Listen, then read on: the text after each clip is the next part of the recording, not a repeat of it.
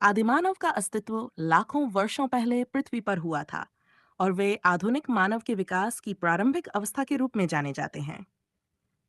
ये युग पैलियोलिथिक युग या पुरापाषाण युग के नाम से प्रसिद्ध है, जो लगभग 25 लाख वर्ष पहले से लेकर 63 वर्ष पूर्व तक फैला हुआ था। इस समय के दौरान आदिमानव ने पृथ्वी पर अपने जीवन की शुरुआत की थी और धीरे धीरे शारीरिक और मानसिक रूप से विकसित हो रहे थे। आदिमानव मुख्य रूप से शिकार और भोजन संग्रह करने वाले थे। वे जंगली जानवरों का शिकार करते और जड़, फल फूल तथा कंद मूल का संग्रहण करके अपना जीवन निर्वाह करते थे। पत्थरों से बने औजारों का उपयोग करना आदिमानव की प्रमुख विशेषता थी। पत्थरों का उपयोग शिकार करने के लिए हथियारों के रूप में किया जाता था। साथ ही उन्होंने आग जलाने की तकनीक को भी सीखा। आग ने उनके जीवन को सुरक्षित और भोजन को पकाने में मदद की, जिससे उनके आहार में सुधार हुआ।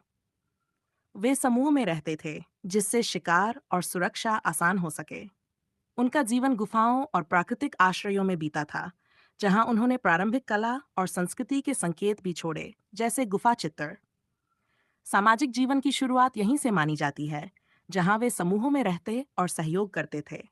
भाषा और संचार की प्रारंभिक रूपरेखा भी इसी युग में विकसित हुई।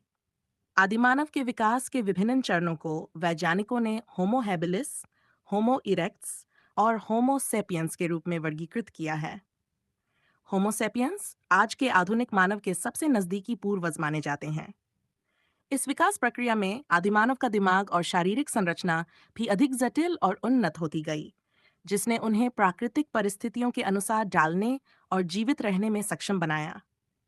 इस प्रकार आदिमानव का अस्तित्व मानव विकास के प्रारंभिक चरण का प्रतीक है, जिसने आधुनिक मानव सभ्यता की नींव रखी।